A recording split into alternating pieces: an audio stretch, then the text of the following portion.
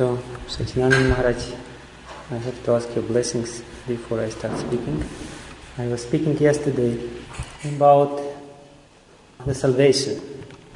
I spoke a little bit about this sutra, which is the last sutra of Vedanta Sutra 4.4.22, Anavritik Shabdat, where Srila Vyasadeva conclusively states that there is no return. There is no return according to Shabda, or by Shabda. In other words, from the sound vibration, you can achieve this most elevated state of liberation. And I was speaking a little bit about the practices of different religions, how different religions are selling salvation, and how different religions are trying to market their religion as the most sure means for salvation. And my main goal here is to describe the mechanism of salvation in Gaudiya Vaishnava Sampradaya, or in our religion. Because we are being the preachers of this path, of this cult, of this religion, we have to be sure that our product, our goods, which we sell in the market, is good. That really it brings not some kind of fake salvation, not some kind of cheap salvation, which people can just buy by little price, but the real salvation, and how this process, very scientific process, is being described in the Vedas. How Shabda, or revelation, or sacred sound, can ultimately bring about this elevated state of consciousness, which is called salvation or liberation in our tradition. And I also explained the need that everyone feels in this world, the need for salvation, because everyone acutely experiences the transitory nature of this world.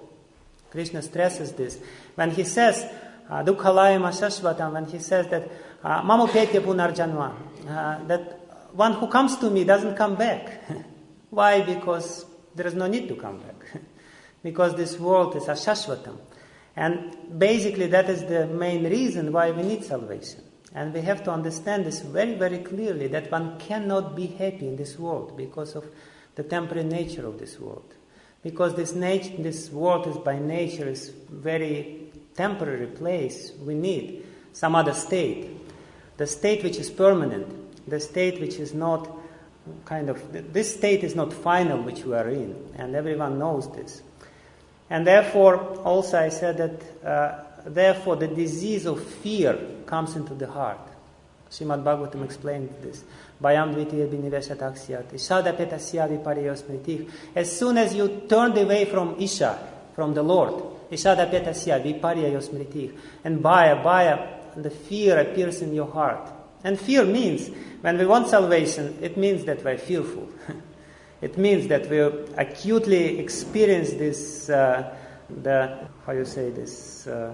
tottering nature of this world. Like Prabhupada, he explains this, that this life is like the tottering on a very shaky platform. And therefore the fear comes. And therefore viparya smriti, when we don't remember the Lord. We turned away from the Lord and we remember something which is unimportant. And this is called perverted smriti, perverted memory. This is our almost gamer disease. Yeah. When we don't remember something which is most important. And this is actually the very dangerous disease. And we have to understand this. We have to know the symptoms of this disease in order to seek very ardently for the salvation or for the cure of this disease. So, and then I finished yesterday's topic explaining this feeling of incompleteness, which is very humorously described in Brihadaranyaka Upanishad. This is actually the description of our illusory attempts to be happy in this world, how God provided us with different cheating devices to have the feeling that we are happy. to have the feeling that we are complete, whereas we cannot be complete unless and until we reach the Supreme Lord and this supreme state of union with the Lord, and association with the Lord. So Brihadaranyaka Upanishad is very emphatic in this sense, and it basically, laughs at the attempts of stupid, foolish living entities to be happy in this world by saying that, here you are, God provided you with all these devices. You can cheat yourself for the rest of eternity, no problem. And you will have this feeling of false happiness despite of this. So the main need and the first premise which we have to understand, we need salvation. We need, and the real salvation, the real solution for all our problems is this close association with the Lord. Nothing else. But because we have this perverted intelligence, perverse intelligence, faulty and dirty intelligence, even when we are seeking salvation, even when we understand that we need something, this final state of liberation, still we carry out the same kind of misconceptions into the realm of religion.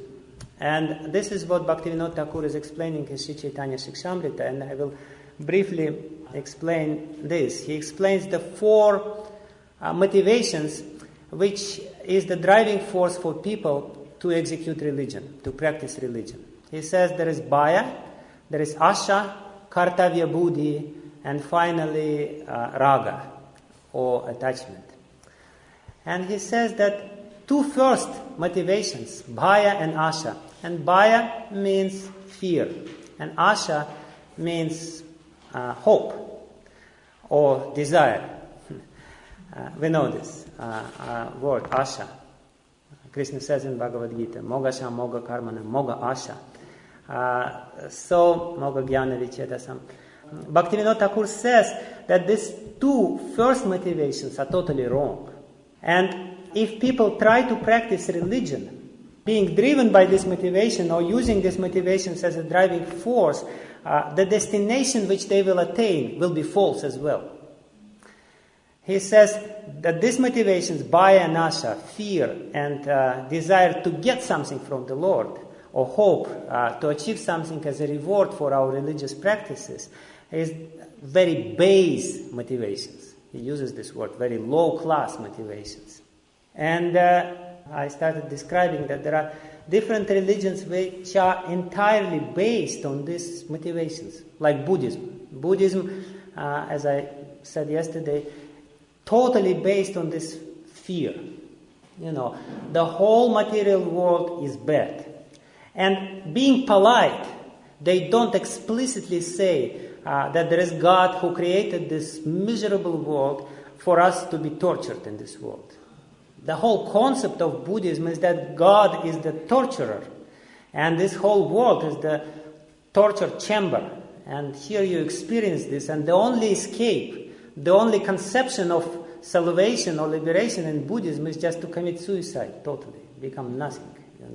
You try to escape this torture chamber by committing suicide. That's it, finished. So this is a base religion and base motivation. I'm sorry to say this if some of you are Buddhists or want to be Buddhist or have some illusions about this religion. So I'm sorry, but this is not a good religion at all. And then, of course, and we see also that in some Christian traditions, they also try to exploit or employ this fear, which is totally explicitly material emotion, which is coming from our material conditioning, and they're trying to exploit fear to push people to practice religion, like some preachers, especially in the United States, they are famous for this. They are coming, and I heard they're coming to Russia too. They're coming and they started screaming on the top of their lungs, you'll go to hell, you'll go to hell, unless you surrender to Jesus. And everyone is supposed to jump in a swimming pool to get baptized. There is a mass baptism there. They make the lectures in the swimming pool, so the swimming pool is nearby, so that everyone could execute this process of salvation in a very easy way. Just jump in a swimming pool.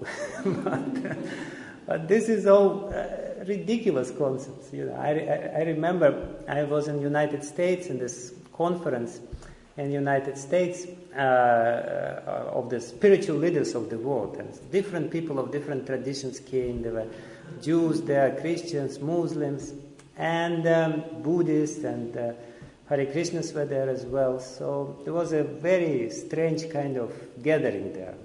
And everyone was supposed to speak something about their tradition, and everyone was looking at everyone else with little kind of, feeling of sadness. These poor people, they all condemned.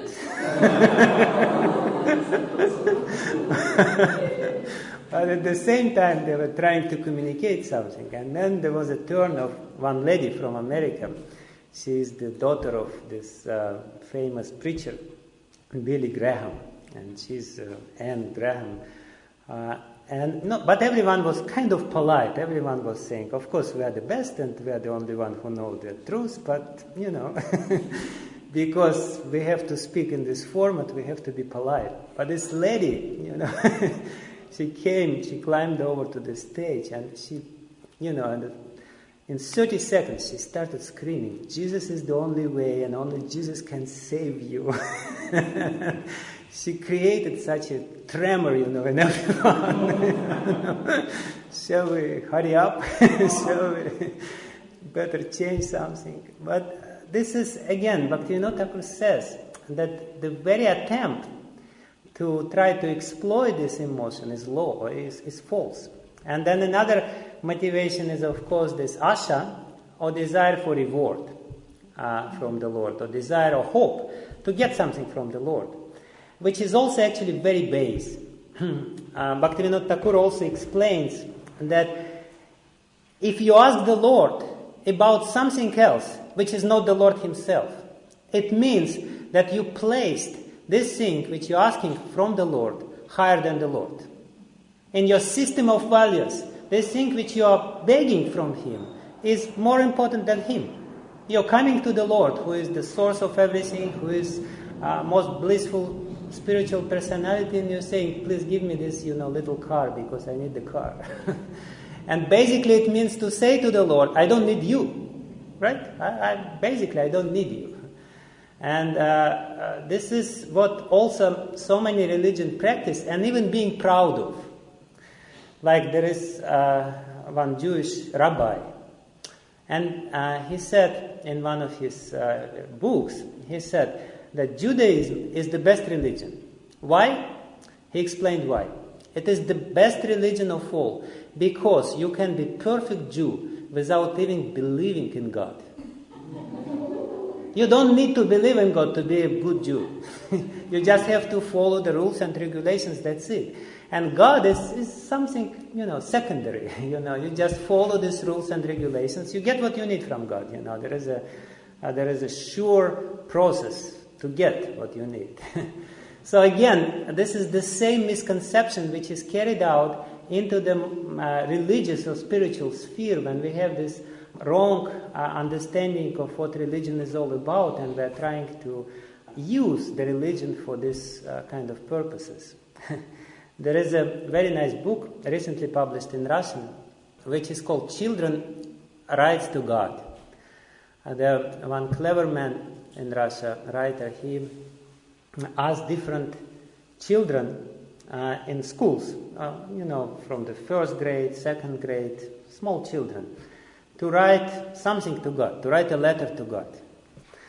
And then he published a book which is consisting of these letters. And basically, usually it's just one sentence or two sentences, but these sentences are very revealing. And actually the whole scope of human religions are there in this little book, which are coming from this naive and, they're not clever enough to hide their motivations. So they write very openly what they want from God. And sometimes they want ridiculous things, And sometimes they use some clever devices also. There is one, the best letter sounds like this. One boy, he writes to God. He's from the first grade. He said, "When I first see you, my dear Lord, when I first see you, I will not ask you for anything. And you will think, such a nice and humble boy, and give me Mercedes car." So when I first approach you, I will not ask you anything, but you please take the note that to reward me, you have to give me some nice Mercedes car. But basically, this is what Bhaktivinoda Thakur says. Why this? Or if we take Muslim religion, again, big religion in this world, and all these people who are killing other people on the name of religion, which is totally ridiculous, absolutely horrendous. So I saw once one of them was interviewed, and they asked him, "Why are you doing this?" He said, "Because it is said in our religion that if you do this, then immediately you will be transferred into heaven, and there in heaven already 70 virgins are waiting for you. And you will possess these 70 virgins there." So this is, therefore, Bhaktivinoda Thakur's virgins. Therefore, Bhaktivinoda Thakur says this is very base motivations, which are unfortunately, very unfortunately employed or even, exploited in many, many religions of this world. And then he says that the first acceptable motivation, and actually this is a very important motivation for all of us, because this is the motivation which we can realistically use in our religious practices. The first motivation from which the pure relationship with God may start is called Kartavya Buddhi. And Kartavya Buddhi means the sense of duty. You're doing this because you feel obliged. Basically, this motivation, it's a motivation of gratitude. The real religion, according to Bhaktivinoda Thakur, starts from this feeling within the heart that God is the source of everything, He provided me with everything, and as soon as I feel this gratitude towards the Lord, then, and that's the reason why I practice religion. I may not have raga or attachment to the Lord. And who has? Maybe Sachinanda Maharaj. But it's a rare thing. You cannot really demand this. And you cannot really employ this in the preaching as well. But the real religion starts from this Kartavya Buddhi. And Kartavya Buddhi basically means that you see the Lord as Father. The Lord is your Father. Or, as Krishna explains himself, he actually also explains this in the Bhagavad Gita.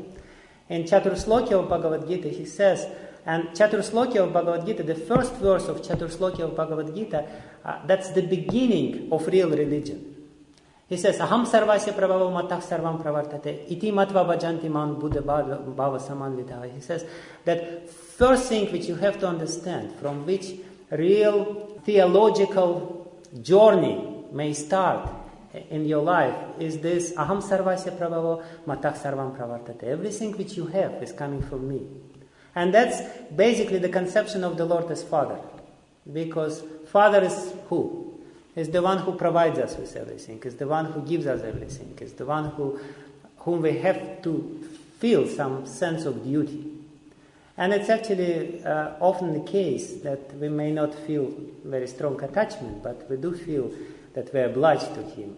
And that's Kartavya Buddhi.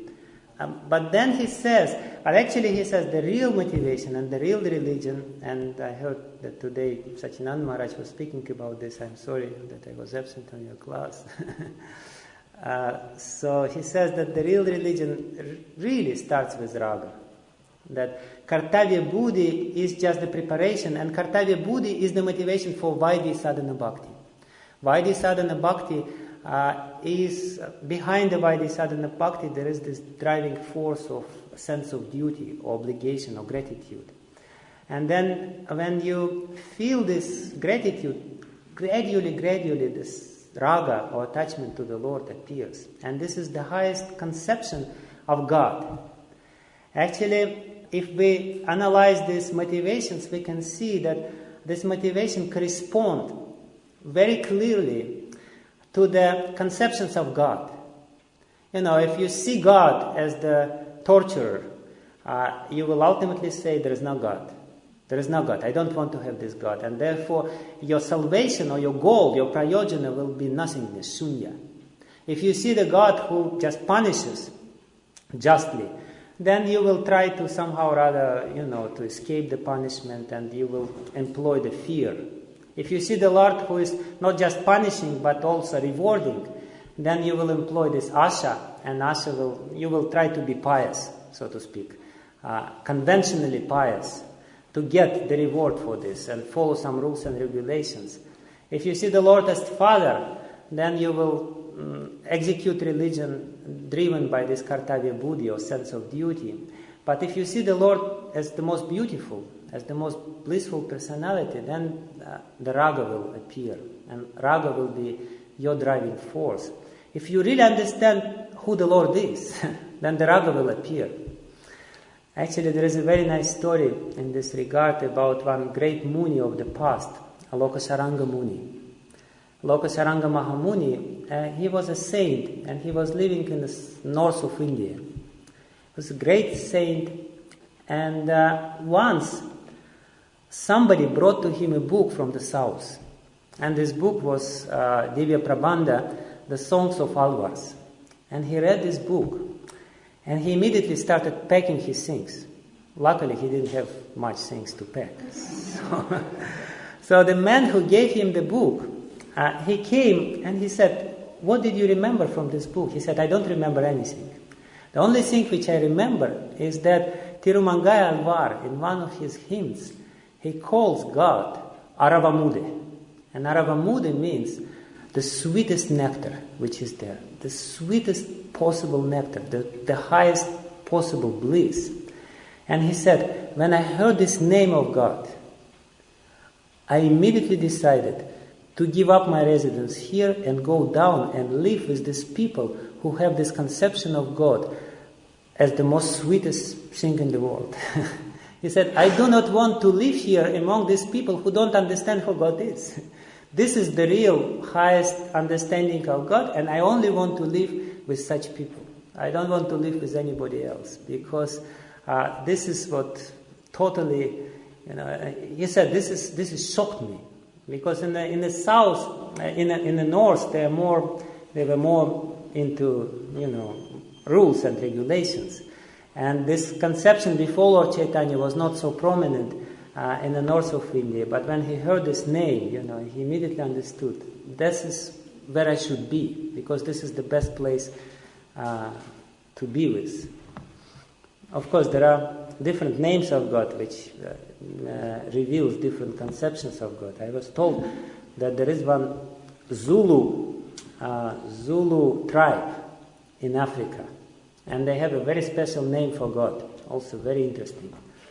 They say God is one who has the more cows than anyone else. And we agree with this name, because this is what God is. But again, the highest conception of God and highest understanding of God, which we have to really clearly see and really clearly understand, is that we need God. We don't need anything else. We need only Him, because He is the highest nectar. There is also a very nice story in this regard about the salvation in Mahabharata. And this is a story about Mudgala Rishi. Mudgala Rishi was a great Rishi, and he was living in Kurukshetra. And he was doing Mahayagya, Maha sacrifice. His sacrifice was that he was eating for 2 weeks. And for the next 2 weeks, he was not eating, he was only taking grains from the field, which were left by the farmers, little grains. And whatever he would cook, he would take little rice, which he picked up from the fields. It is called Kapata Yagya, or Uncha, or whatever, Vritti. And the livelihood of the pigeon, how the pigeons are taking food. So whatever he would cook, first he would invite a guest. And the guest would eat, and whatever is left over, then he would feed his family members. He had a son and wife, and then the rest he would eat himself. And if it was nothing, he didn't eat for 2 weeks. And then for the rest of 2 weeks, he again would eat, and then he would not eat again. So once Durvasa Muni heard about this, and Durvasa Muni has a very important mission in life. He is checking how sincere everyone is. That's his main kind of, pleasure in life. So, and Durvas means, he's a very eccentric person. Durvas means, Dur means bad, and Vas means close. Basically means, Durvas means that he is very poorly dressed. Guess what it means?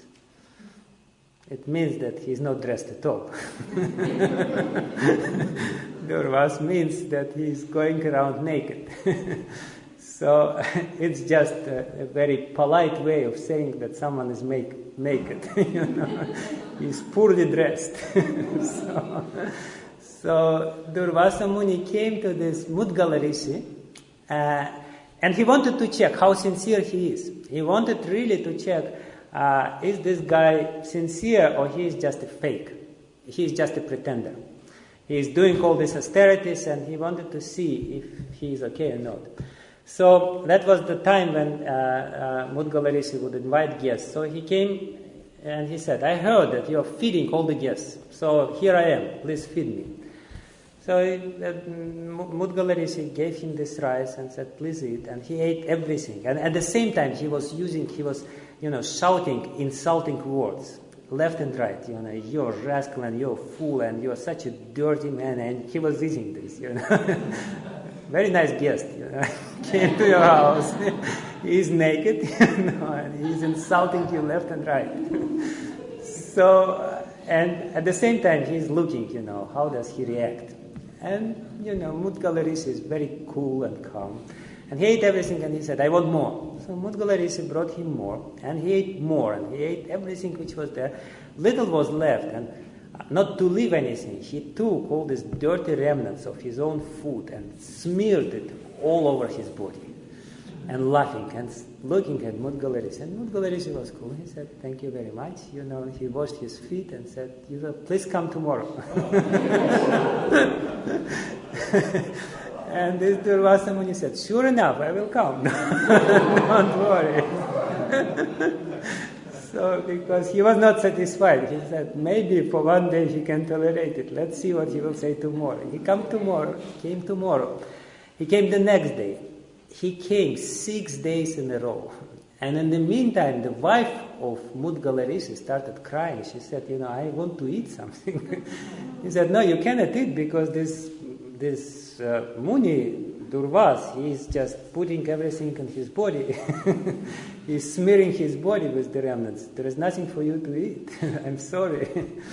So she was standing there crying, and the little son is crying, but the Muni was totally calm and totally unperturbed for 6 days. And finally, this Durvasa Muni said, okay, you're real. And therefore, I'm giving you blessings. Now, in this very body, you can get liberation. Immediately, right away. And in front of his eyes, because of the blessings of Durvasa Muni, who is a very powerful sage, the Viman from the heavenly planets came. And there was a swan there, and there was a messenger from heaven. And the messenger was very happy, and he said, Mudgala Rishi, come, this is a Viman for you. And we will take you to heaven. And Mudgala Rishi looked at this guy and he said, wait a second, let's check it. What is there? Could you please explain? Because I don't want to go somewhere, God knows where. I want to make sure that my destination is good. So, could you please explain to me, where are you taking me? Where are you going to take me? So this messenger said, yeah, I'm going to take you to heaven, and the heaven is very nice. And he started describing the heaven. The heaven is such a nice place, it's opulent place, and the nicest smells and aromas are permeating the air, and the breezes are so nice, and the sun is always shining, and there is no hunger, and all the people are nice. All the people are so pious, and the only pious and nice people are there. And then Mudgalari said, "That's good. Is there something bad?" And he said very important things. He said that there is no sweat there, and there is no urine there, and there is no bad smell. I suspect that when this messenger from heaven came to the earth plane, he immediately felt this bad smell of urine. As you always feel in India, if you go to a field, you smell this. So he started advertising the heaven, saying that there is no urine there, there is no sweat there, there is no bad smells there. And then he said, your clothes will never become dirty. Your clothes is always clean. No need to go to the dry cleaners or to whatever. There is no need for washing machines and washing powder. Everything is paka. And then he said, all the inhabitants of heaven, they have a garlands, and these garlands are ever fresh, and they always have these beautiful garlands, and everyone is walking. And then Mudgalari said, is there anything bad in the heaven? And then the messenger, being truthful and pious person, he said, yeah, there is one thing which is bad. All these people who are wearing these nice fresh garlands for a long time, and they're fresh all the time. At one point, the garland becomes, withered, becomes little dry and more dry. And when the garland becomes dry, the inhabitant of heaven knows, that's it. My time here is finished. And he becomes very fearful, and then very quickly he goes back to this earthly plane and goes again. And then Mudgalari said, sorry, I'm not going there. No way. I'm not going to this place, because I may be enjoying for a long time, but when my garland becomes dry, I will come back again. And then he said, I'm not going with you, you go back. Now, just imagine that you had this opportunity, that Viman from the heavenly planet came to you and said, come on, be serious, get on this plane, go there, it's so nice. Would you say no? Therefore, Vimanas don't come to us. We would say, of course, we would jump in and go to heaven.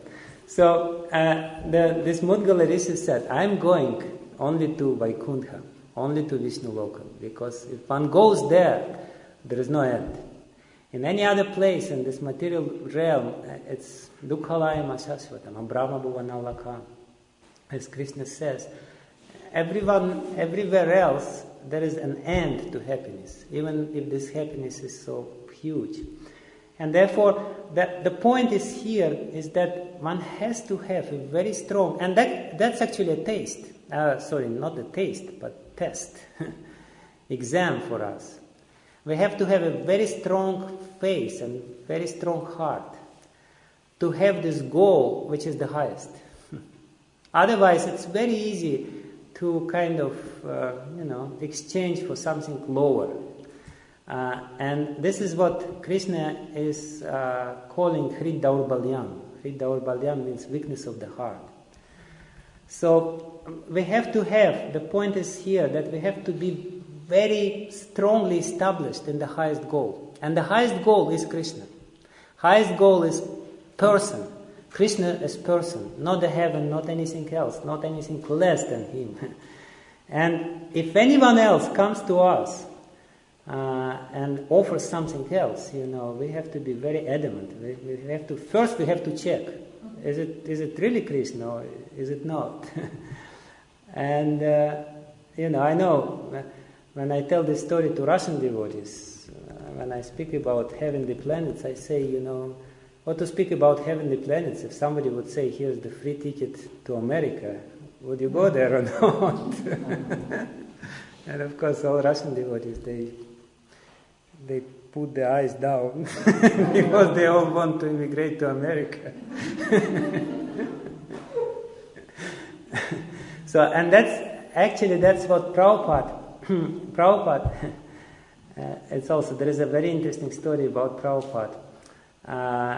Shrutakirti told this story. Shrutakirti was at that time servant of Prabhupada, and it was in Vrindavan.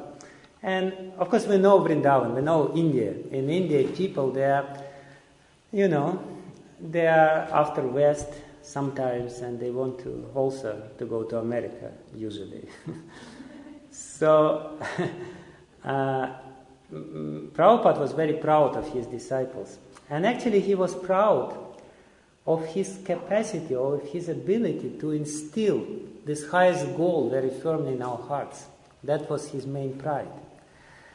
So once Shrutakirti remembers this episode, he said that there was a big assembly of Indians in Vrindavan, the different Indians, and some of them are quite rich, came to see Prabhupada for a darshan. And Shrutakirti was standing there. And Prabhupada was very proudly saying, this is my American disciples. And they will not exchange me for $1 million, for $1 million.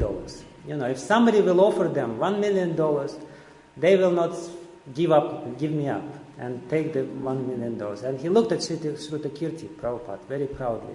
And, he's trying to explain this business-minded people, how highly they value bhakti, how highly they value, his disciples value this relationship with the spiritual master. And he looked at Shrutakirti and said, is it true, Shrutakirti? And Shrutakirti, of course, being the obedient servant, says, yes, Prabhupada, yes.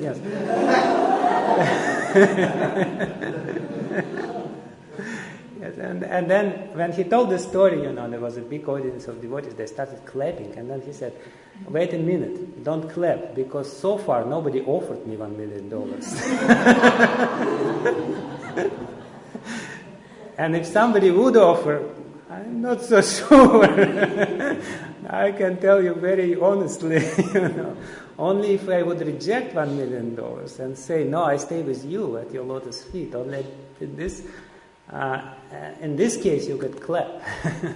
Otherwise, so, and that, in other words, we have to be very clear about the position of our own heart. Is it really so that we want Krishna, or we want something, how highly we value Krishna? What if it's not $1 million? What if it's $10 million? Would we take? What is the price in our consciousness? And that's actually the amazing feature of our school. Only Gaudiya Vaishnava Sampradaya promotes this goal of Panchama Purushartha, Prema Pumartha Mahan, that the highest goal is Prema. If you take 4 other Vaishnava Sampradayas, if you take Ramanuja, Madhva, Nimbarka, Vallabhacharya, whatever, Vishnuswami, so in any other Sampradaya the goal is moksha. And moksha basically means at best on the level of Kartavya Buddhi. Moksha means that you are there in the heaven, in the highest heaven, in Vaikuntha, but you are still using everything from the Lord, not trying to get Him. And only by this raga, by the real attachment, genuine attachment, we can get this this goal, and we can achieve this goal. So, I'm still not finished the introduction to my course. Today I wanted to speak about 3 levels of Shabda, but I will not be able to do this, so I will do it about 4 levels of Shabda, about Vaikari Vak,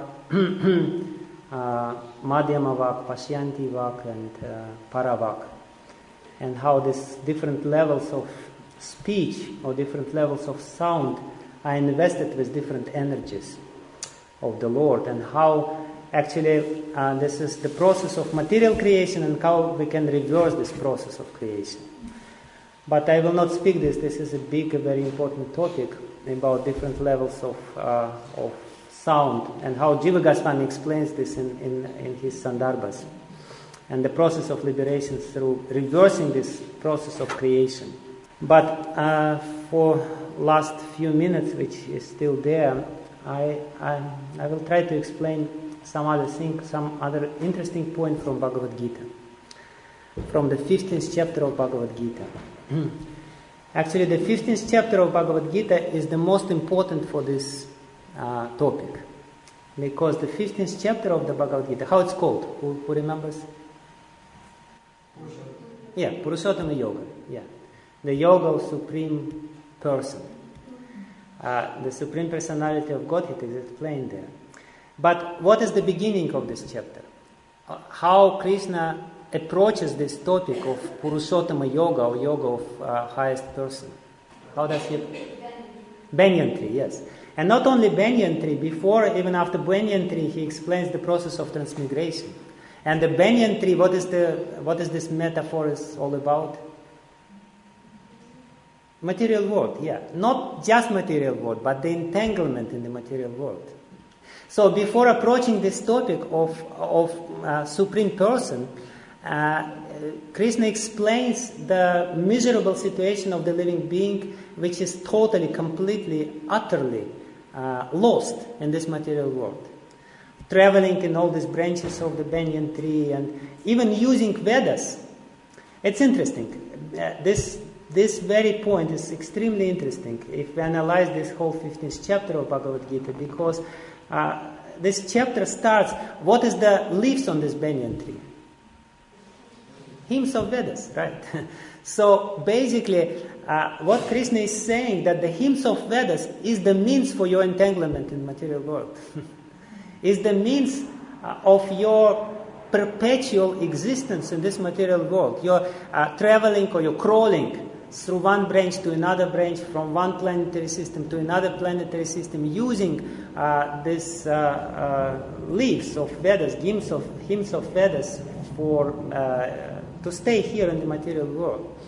And then he also says, he speaks about transmigration of the soul. He speaks how this the problem of the transmigration of samsara, how it's perpetuated, how the soul is changing one body into another body by using the subtle body as the vehicle. But then there is a very interesting section which starts from the verse number 12 to the verse number 15. Extremely interesting and deep if we try to analyze this. After explaining this samsara, or transmigration, after explaining this entanglement or miserable condition of the living entity and needs for liberation, what he says, who remembers what he says next? Yes, exactly. I am the light in the sun, in the moon, and in the fire. What he means by this? You have to be grateful to Krishna. Yes, but not only this.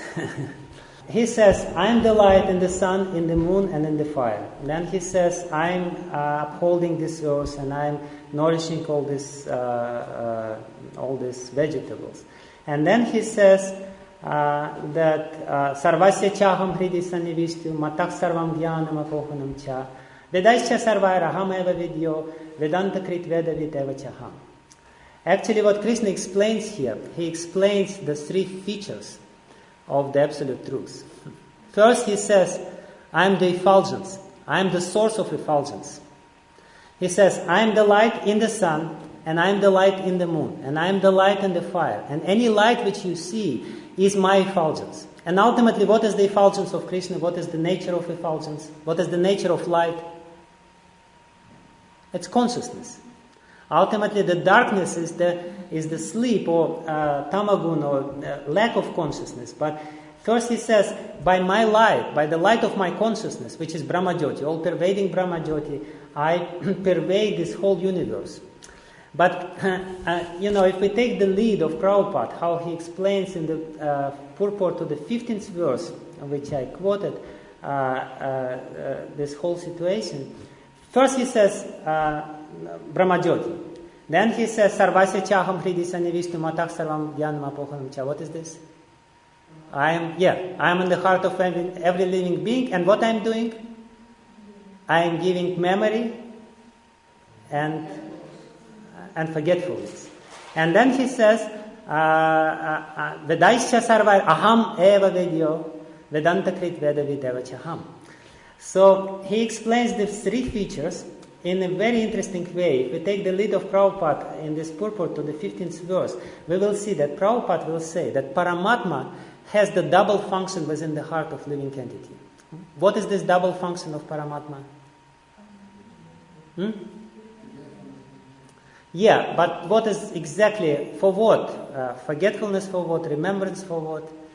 He explains very interestingly, very deeply. Prabhupada gives a very profound purport to this verse. He says that Paramatma within the heart can liberate, and Paramatma within the heart can do what? Can entangle you, can perpetuate your heart, your karma, depending on your desire. Paramatma can give you forgetfulness for what? To stay in this world and to enjoy in this world. Paramatma can give you memory, again, to stay in this world. And again, Paramatma can give you memory for what? For liberation. The same way, Brahmajyoti can liberate and can entangle. Brahmajyoti in the material function, when Krishna says, I am the son of the moon, I am the light of the sun and the moon. What the light of the sun gives to us? Enjoyment. We enjoy. When the sun comes up, we become really enthusiastic to enjoy. And then when the moon rises, we become even more enthusiastic to enjoy. So this feature of consciousness can be entangling. In this material world, if we use it separately from Krishna, Brahmajyoti, it can be the cause of our entanglement in this world. It can actually put us in bondage in this material world, and giving us enjoyment. And of course, the fire of digestion, what is it for? It's, again, to give us the strength to enjoy more. And Krishna says, yes, I am here in these features to make you stay here. But I also can give, because ultimately that's me. This is, if you understand that that's me, that this consciousness, this light is coming from me, you will be able to understand, you will be able to be enlightened, and you will be able to understand the liberation. And then he said to achieve the liberation or some kind of elevated state of enlightenment. Then he says, Sarvasya Chaham Hridi Sannivistu, again, as Paramatma, I can liberate you, and as Paramatma, I can achieve or make sure that you harvest the fruits of your karma. And you will be harvesting the fruits of your karma with the help of Paramatma. That's the specific function of Paramatma. But then he says how his personal feature manifests. Bhagavan, how you can achieve or discover his personal feature. What he says? Yeah. What does he say? Yes. So, he says that Vedaischa Sarvaira Hamaiva Vedyo Vedanta Krit Veda Videva Chaham.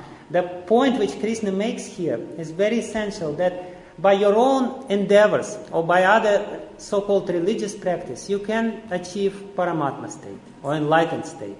Brahmajyoti state or Paramatma state even. You can understand God as the controller, and you can understand God as the all-pervading light or all-pervading consciousness. But how you can understand God as a person? Vedaischa Sarvaira Hamaiva Vidyo Vedanta Krit Veda Videva Chaham. And again, Vedas play double role. What is the double role? Vedas, they can entangle you.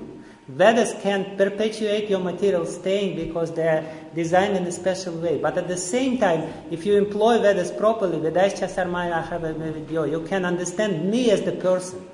And this is actually the double function of the Vedic sound. The Vedic sound can entangle you. The Vedic sound can be the cause of your entanglement. And the Vedic sound can be the cause of your liberation by giving you the highest knowledge of the Supreme Person. Bringing you closer, face to face to the Supreme Person. Giving you the interview of the Supreme Person. So and afterwards, from this point, Krishna explains how it happens, how actually Vedas, because this is the real topic of the 15th chapter, the Vedas, and how the Vedas gives us the possibility for the personal meeting with the Supreme Person, to have this Purushottama Yoga. So, and this is here now, finally, we came to this point, Anavriti Shabda, how the Shabda, and only Shabda, can give you Krishna as the person. How only spiritual sound can bring you close, face to face, to the Supreme Person, who is Krishna himself. And this will be the topic of tomorrow's class, about different kinds of speech and the different mechanisms and the different energies in different kinds of speech. Thank you very much.